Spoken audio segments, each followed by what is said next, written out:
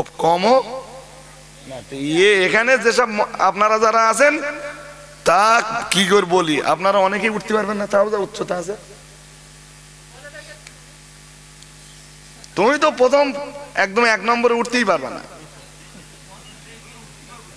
আমার মতো মদ্দা লোক 28 বছর, আমি তো যখন প্রথমবার উঠতেছি ওই পাহাড়ে, আমার বয়স তখন 28 বছর, আর আমার গায়ে তখন, এখন তো যাক 2-1 কেজি গোস্ত লেগেছে, তখন এত গোস্ত ছিল না। 28 বছরের তর তাজা যুবক, উঠতে দম লেগে গেছে। রাসূলের কথা খুব মনে হচ্ছিল যে আল্লাহর হাবিব মুহাম্মদুর রাসূলুল্লাহ সাল্লাল্লাহু আলাইহি ওয়াসাল্লাম এই পাহাড়টাকেই নিজের জীবনের ইবাদতের জন্য নির্জনতার সঙ্গে, অতি নির্জনতার সঙ্গে ইবাদতের জন্য বেছে দিয়ে এতটা কষ্টকে বরদাস্ত করে মুহাম্মদুর রাসূলুল্লাহ সাল্লাল্লাহু আলাইহি ওয়াসাল্লাম এই গারে হেরার ভিতরে বসে বসে আল্লাহকে রাজি করবার চেষ্টা করেছেন।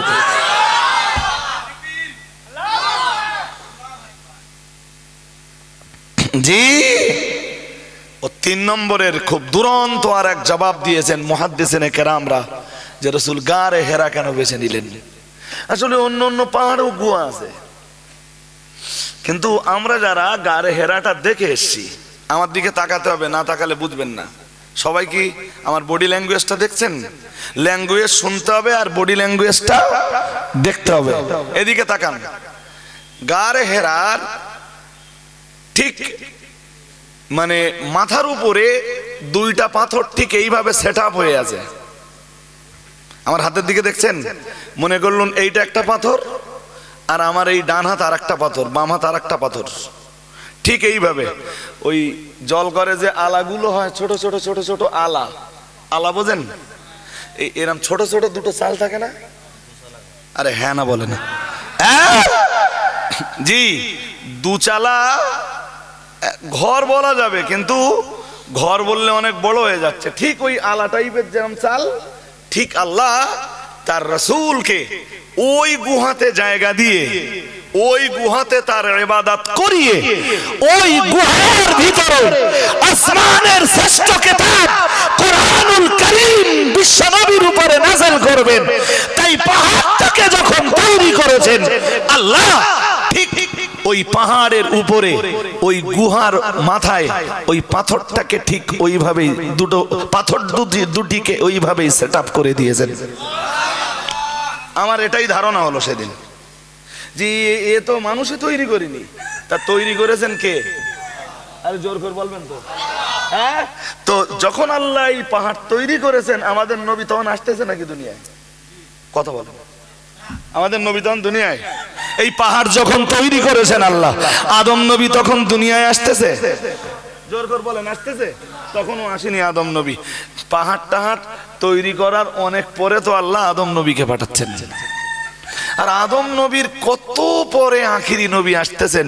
বিশ্ব নবী ঠিক খুঁজে খুঁজে খুঁজে খুঁজে ওই গারে হেরার, জাবালে নূরের গারে হেরাটাকেই তার ইবাদতের জন্য তিনি নির্বাচন করে নিচ্ছেন। এর সর্বশেষ জবাব কি বলেন দিন? সর্বশেষ অ্যান্সার হলো আল্লাহ তার রাসূলকে ওই গারে হেরাটা বেছে নেওয়ার জন্য ইলহাম করে জানিয়ে দিয়েছিলেন। তা প্রথম প্রশ্নের উত্তর হয়ে গেছে। কি জিজ্ঞেস করছিলাম, কি ইবাদত করতেন? তো একজন ভাই বলেছে ধ্যানমগ্ন থাকতেন। আচ্ছা, একটু মোরাকাবা, বেশ মোরাকাবা। আচ্ছা, মোরাকাবা বা ধ্যানমগ্ন এটা কি? এই মুফতি সাহেব বলছিলেন যে আমরা এই যে জিকির করতে, সন্ধ্যাবেলা বলছিলেন, মনে আছে মুফতি সাহেব, যে আমরা এই যে জিকির করতেছি এটা মোরাকাবা। আর হ্যাঁ না বলে না? শুনছিলেন আপনারা? শুনছিলেন? এবার বলুন। জি, এক ভাই বলেছেন ধ্যানমগ্ন। হ্যাঁ, এটা হতে পারে, মেবি। সালাতটাও আল্লাহর ধ্যানে মগ্ন হওয়ার একটা নাম, কিন্তু যে ভাষায় আমরা ধ্যানমগ্ন বলছি, জি,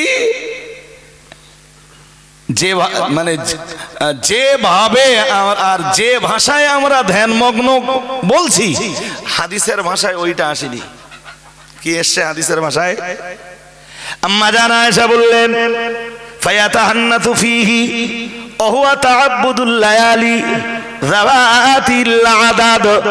যার বাংলা মানে হলো আম্মা জান আয়েশার বর্ণনা, প্রিয় নবী মুহাম্মদুর রাসূলুল্লাহ সাল্লাল্লাহু আলাইহি ওয়াসাল্লাম ওই গুহার ভিতরে কয়েক রাত ব্যাপী, আর কয়েক রাত ব্যাপী মানে আলটিমেটলি দিন ওর ভিতরে চলে আসবে। প্যারা নবী মুহাম্মদুর রাসূলুল্লাহ সাল্লাল্লাহু আলাইহি ওয়াসাল্লাম ওই গুহার ভিতরে ধারাবাহিকভাবে আল্লাহর ইবাদত করতেন। আলেমরা বুঝবেন এই ইবাদত শব্দ থেকে বাবে তাফাউলে যে তাআব্বুদ শব্দের উৎপত্তি হয়েছে। প্যারা নবী মুহাম্মদুর রাসূলুল্লাহ সাল্লাল্লাহু আলাইহি ওয়াসাল্লাম ধারাবাহিকভাবে ওই গুহাটার ভিতরে আল্লাহর ইবাদত করতেন। এমন কি অন্য হাদিসের বর্ণনায় এসেছে প্রিয় নবী মুহাম্মদুর রাসূলুল্লাহ সাল্লাল্লাহু আলাইহি ওয়াসাল্লাম আল্লাহ পাকের নবী নিজেই জানিয়েছেন জাওয়ারতু বিগারি হিরাইন শাহরান আও কামা ক্বালা আলাইহিস সালাম। প্রিয় নবী মুহাম্মদুর রাসূলুল্লাহ সাল্লাল্লাহু আলাইহি ওয়াসাল্লাম আল্লাহ পাকের নবী অন্য হাদিসের বর্ণনায় জানিয়েছেন, ও আমার উম্মতিরা, ও সাহাবীরা, মনে রাখো আমি বিশ্বনবী বলছি, কখনো কখনো আমি বিশ্বনবী 1 মাসের জন্য গারে হেরার প্রতিবেশী হয়ে গেছি। কতদিন? বুখারীর বর্ণনায় এসেছে কয়েক রাত, তার মানে ওর সাথে দিনও আসবে। রাতের বেলায় থেকে ধারাবাহিকভাবে রাত্রি থাকতেছেন, মানে দিনই বাড়ি আসতেছেন, এটা হতে পারে। দিনের বেলা রাসূলুল্লাহ নেমে আসতেন না। অন্য বর্ণনায় এসেছে রাসূল বলেছেন আমি গারে হেরার প্রতিবেশী হয়ে যেতাম 1 মাসের জন্য কখনো কখনো। সুবহানাল্লাহ বলেন, আরেকটু মন খুলে বলেন। শুনতে খুব ভাল লাগতে বলেন ভোরবেলা। হাজেরিন, যদিও এ সময় বলো শেষ।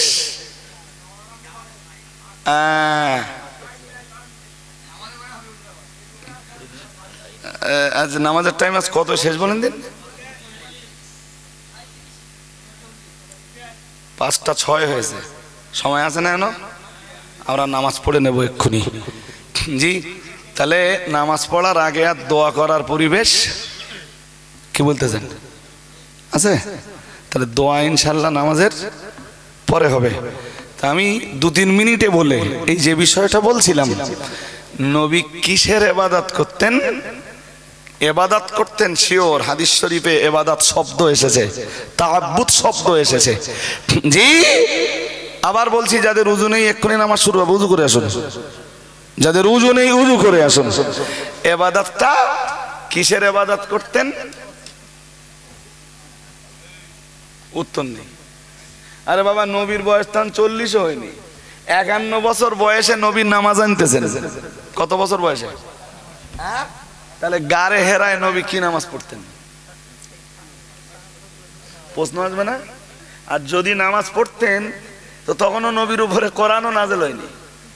আরে বাবা, নামাজ নিয়ে আসবার পরে কিভাবে নামাজ পড়তে হবে ফেরেশতা জিবরাইল এসে নবীকে তার তরিকা বাতলে দিয়ে গেছেন। সুবহানাল্লাহ বলে না? আর একটু মন খুলে বলে না? হ্যাঁ, নবীজি নিজে বলেছেন আম্মানি জিবরিল আলাইহিস সালাম। জি, প্রিয় রাসূল বলেছেন যে কিভাবে সালাত আদায় করতে হবে সেটা দেখাতে ফেরেশতা জিবরাইল সেটাকে ইমামতি করে দেখিয়ে গেছেন। আর একটু মন খুলে বলেন। গারে হেরায় নবী ইবাদত করতেছেন, নামাজ পড়তেছেন, তো তখনও তো নবীর উপরে কোরআনও আসেনি, আর নবী সালাতও বা নামাজও নিয়ে আসেননি। জি, তাহলে নবী কি নামাজ পড়তেছেন আর নবীর নামাজের তরিকা কি, কায়দা কি?